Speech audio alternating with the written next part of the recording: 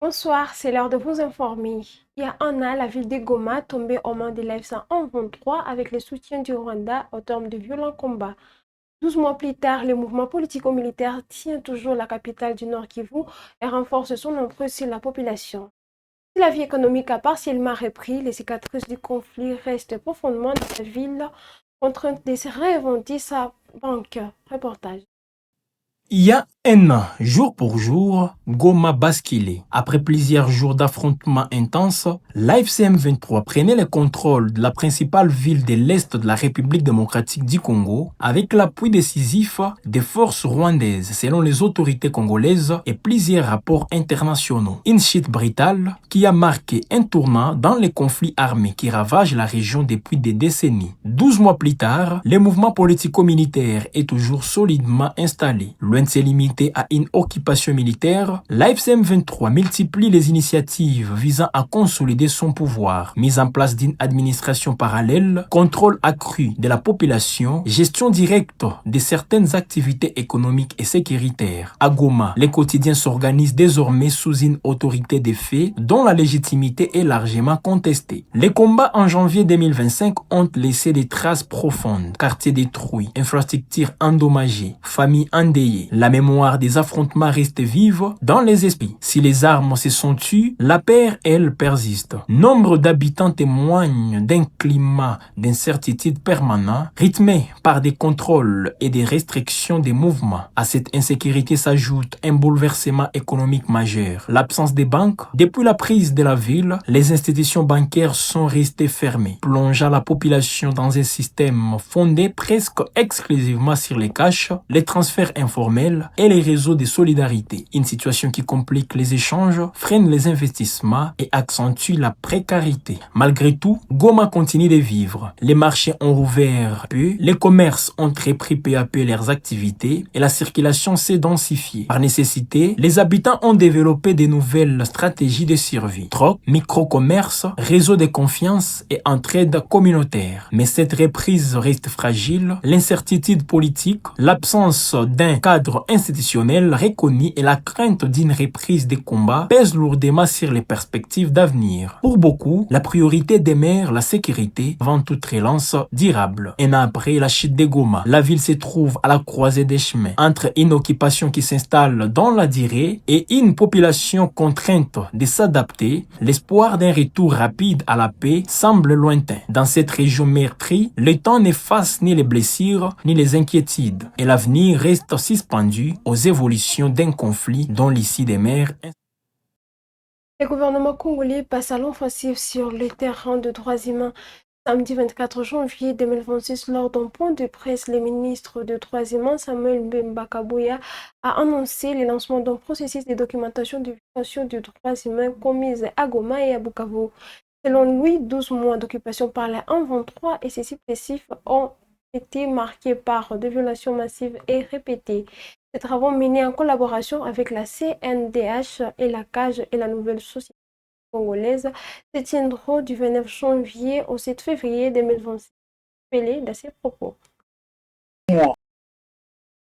Que le Rwanda, mesdames et messieurs, voici 12 mois que le Rwanda de Paul Kagame avec ses supplétifs AFCM 23 occupe les villes de Goma et Bukavu.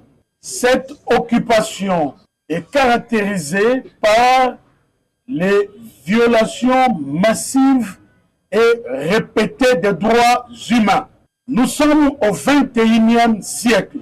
Rien ne peut justifier, aucune revendication, politique soit-elle, ne peut justifier qu'on porte atteinte aux vies des populations paisibles et à leurs droits et libertés et même à leur propriété. Cicéron ne croyait pas si bien dire lorsqu'il a dit Kendant arma togae.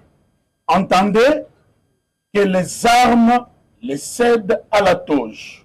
Nous venons donc de sortir d'une réunion qui a réuni le ministère des Droits humains, la Commission nationale des droits de l'homme et la représentation de la société civile ici à CAGE et Nouvelle Société Civile pour annoncer que nos équipes travaillent déjà à l'évaluation de la situation des droits de l'homme pendant 12 mois dans ces deux villes occupées par le Rwanda et ses supplétifs. Pendant 12 mois, nous avons reçu chaque jour les dénonciations des témoins oculaires. Nous avons reçu les témoignages des victimes, mais nous avons aussi reçu les rapports des Nations Unies à travers le Bureau conjoint des Nations Unies aux droits de l'homme, et d'ailleurs lequel rapport a fait l'objet d'un dialogue interactif à Genève. Ce rapport-là s'est arrêté au mois de septembre, et en même temps nous avons les rapports de Human Rights Watch, nous avons les rapports d'Amnesty International, nous avons les rapports des défenseurs des droits humains qui sont encore sur place. Tous ces rapports vont être mis ensemble.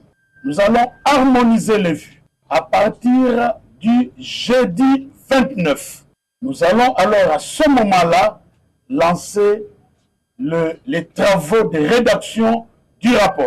Pendant 10 jours, les experts vont travailler et à l'issue de ces travaux de 10 jours, un rapport sur la situation des droits de l'homme sera publié pour la période de 12 mois d'occupation de Goma et Bukavu. Comme nous l'avons dit, aucune revendication ne saurait justifier qu'on tue comme on le voit, qu'on pille comme on le voit, et donc un rapport sera donc disponible. Nous vous annonçons donc que les travaux ont commencé.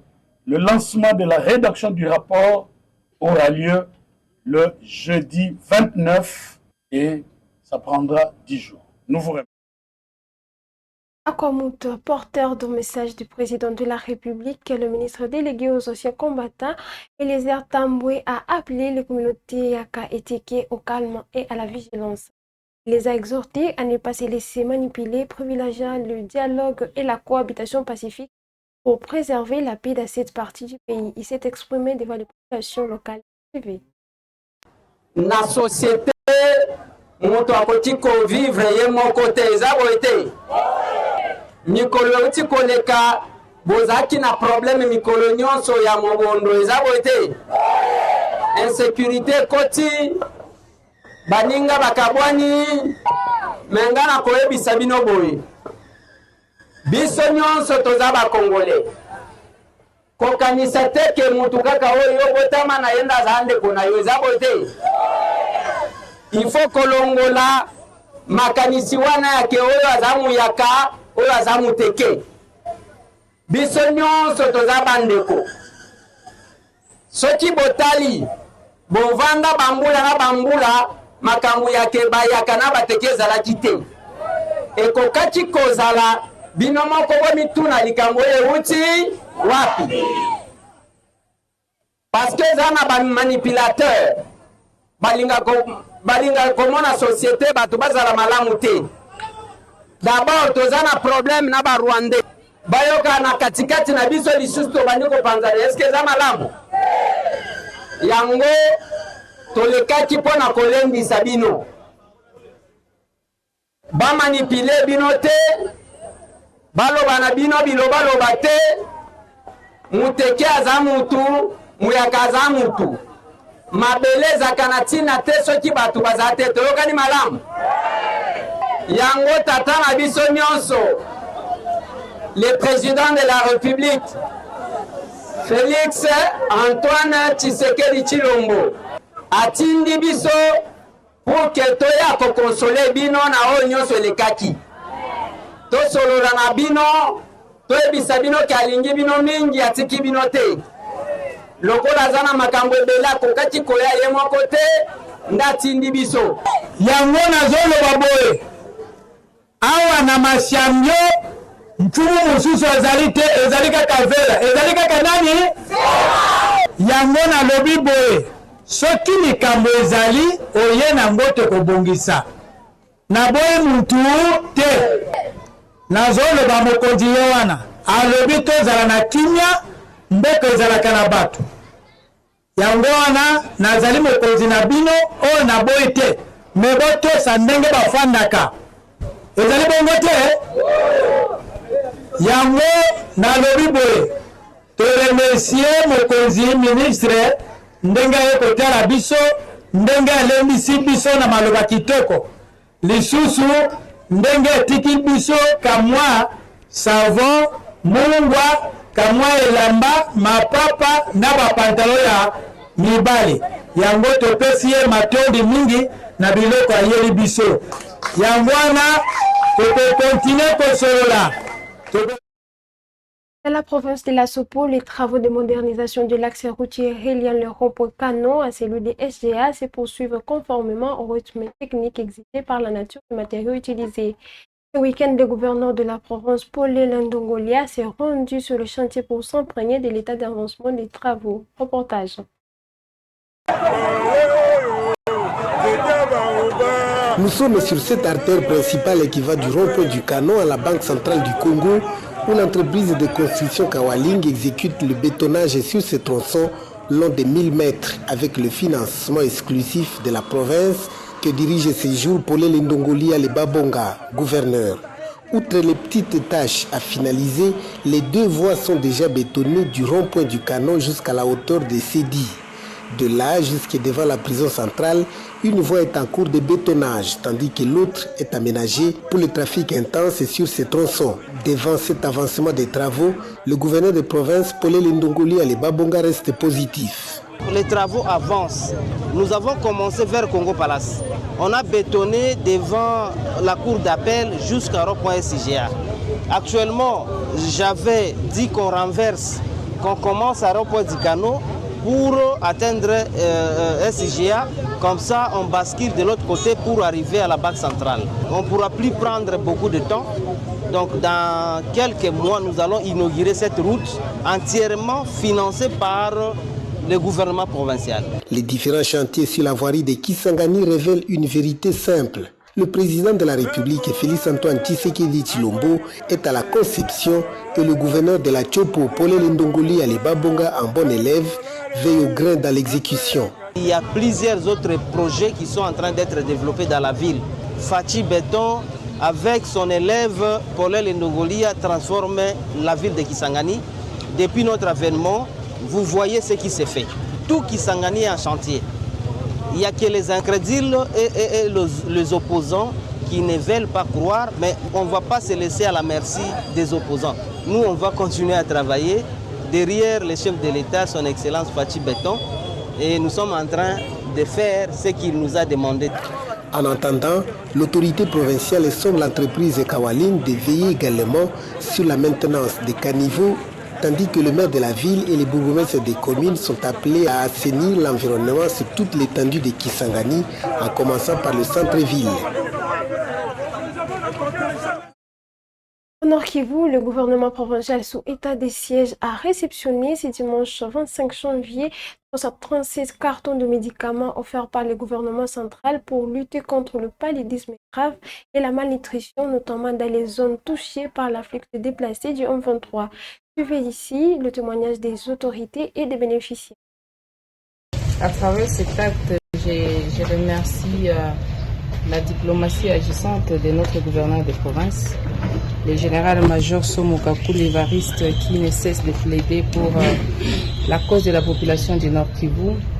Et lors de son passage à Kinshasa, il a fait le plaidoyer. Surtout, comme vous savez, nous sommes dans une zone endémique. Vous-même, vous venez de le dire, nous avons eu beaucoup de cas de paludisme, mais aussi enregistré beaucoup de décès. C'est l'occasion pour nous de remercier le gouvernement central parce que il a écouté les cris d'alarme de la population du Nord Kivu et nous a envoyé ces lots de médicaments, non seulement pour la lutte contre la malnutrition, mais aussi pour lutter contre le paludisme. Nous donnons ces médicaments au chef de division qui pourra les donner aussi aux zones de santé afin que ça puisse arriver dans nos structures et prendre en charge nos malades. Nous avons beaucoup apprécié. Maintenant, nous nous adressons aux zones de santé pour leur demander de pouvoir en faire bon usage, mais surtout orienter une attention très particulière à une partie de la population, notamment les enfants de moins de 5 ans qui ont tendance à développer des formes sévères de paludisme, mais aussi les femmes gestantes et allaitantes. Et nous avons enregistré plus de 1600 décès liés au paludisme. Et c'est une grande opportunité pour nous de réceptionner, d'avoir ces médicaments dans la province. Et nous pensons que ces médicaments vont nous aider à réduire tant soit peu l'incidence du paludisme dans la province du Nord Kivu. Vous comprendrez qu'avec la malnutrition aiguë, la province, nous sommes déjà à moins de 5%, et qui est le seuil d'intervention. Mais avec la malnutrition chronique, c'est là où il y a beaucoup de soucis au niveau de la province. C'est pourquoi cette poudre ici, si nous l'utilisons convenablement dans les ménages, ça peut nous aider à réduire cette prévalence de malnutrition chronique. Nous étions en train de travailler et nous continuons à travailler sur cet aspect. Mais cette aide qui vient de nous arriver aujourd'hui dans la province du Nord Kivu va nous aider à booster et à accompagner nos familles parce que nous avons beaucoup de déplacés dans notre province, ce qui fait à ce que nous avons beaucoup de cas de malnutrition. Comme nous travaillons dans l'urgence, nous pensons que la poudre pourra nous aider au niveau des ménages pour lutter contre la malnutrition et nous allons continuer à fournir nos efforts pour accompagner les programmes parce que si nous perdons nos enfants déjà à cet âge, leur avenir n'est pas rassuré. En vacances parlementaires à Butembo, le député national Mbintu Lemitono plaide pour la construction d'un nouveau stade moderne afin de doter la ville de sa première pelouse. Il salue le projet en cours au stade ESCO-MGL. L'élu estime toutefois que l'espace est insuffisant pour répondre aux normes requises. Il propose plutôt l'érection d'une nouvelle infrastructure sportive sur la concession de l'ITAV avec l'implication annoncée des élus en prélude à l'arrivée prochaine du ministre des Sports dans la province. Suivez ses propos. Ndiyo stade iko probleme Butembo. Unajua wakati nyuki ilibebaka coupe du Congo a 2018, gouvernement congolais iliprometre kutujengea stade moderne. Ni kazi normalement ya gouvernement kuijenga.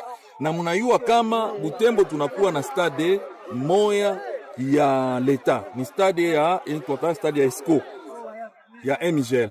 Mais stade manorme hairespecte manorme, sani ko space ya kidogo. Tulipata batu ba volontaire balianza, tuko prêt kusaidia, mais il faut kukamata ba technicien benye banakuya kuangalia namuna banajengaka stade. Il faut pas tusifanye bitu comme iko stade ya quartier hapana. Ko stade il faut tout mais haiko tu ile. Gouvernement congolais inapashwa iko na obligation ya kujenga stade kwa mgini ya Butembo. Na gouvernement congolais ingali na ma concession yenye napashwa tia ndani stade mvile ya Butembo, d'ailleurs mu centre ville. Par exemple, concession ya ITAF, c'est iko concession ya l'État, na iko concession iko gérée par ministère ya agriculture. Donc l'État ministère ya sport n'a pas chafanya ku demande ku ministère ya agriculture ili bakamata espace batutilie stade, c'est pour la jeunesse. L'ITAF aussi c'est pour la jeunesse. Donc bana pas choix bana choisir pale bana choisir fasi ya kutia stade mwa ile concession ya ITAF ata vile ya nyuma ya kule ya na pas kutia stade. Donc, il y a obligation à l'État. C'est à nous, les députés, aussi de les gêner. Nakamu nasema shibote tunakutana na pale fasi moya, c'est-à-dire tutachauffeur ministre ya sport ili aweze kuangalia un peu kote huko. Mais nilikuwa nishamuona avant CAN, alikuwa nisha promettre yeye peke kushuka Beni na Butembo kuangalia stade. minawaza itakuwa tena occasion tu renforcer, tumwambie kama il faut atengeneze stade. Nous sommes pratiquement à la fin de cette édition d'actualité. Mesdames et messieurs, merci de l'avoir suivi. N'oubliez pas toujours de liker, commenter, partager. C'est votre première fois de nous suivre. Veuillez vous abonner à la chaîne. Et à tous, bonne semaine.